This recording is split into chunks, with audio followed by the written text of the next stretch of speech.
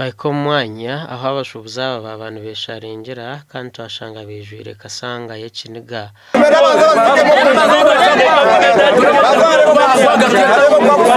ati nkayo kunandi ni kurabona kabasi ati ngomba ngani nyikikuru kuyo mutawune yaka wa kansu ni banani na fero wa mazitaganya nimana to muntu ko vuga kamotoka yawe ninga tiyawe ukatomero mukagwa mu government ne yasarwa ninga niyo ko bafere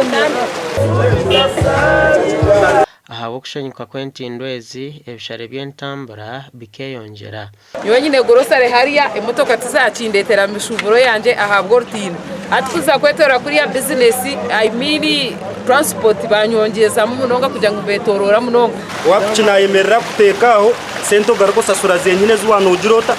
zobire zibaba kuretire zenyine twagambaho na kansara w'umwanya ogu aha rurengo rwa municipality kandi uruchairman wabakama bebyombeko aha washema municipality aha Nshongeji bakujeta town board ekerije uyabere town council ekerije kukatkebere municipality yafa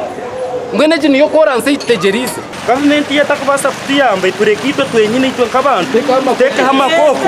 dume turabeho government yetarho nayo tumanye ngutegizireta tero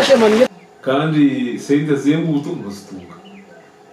kunka tinkumanya habwenshi unafuti kumanya ibushanyaho babyo wa engineer babyo wa nabo watamukara kunka uri no byona tu ko we head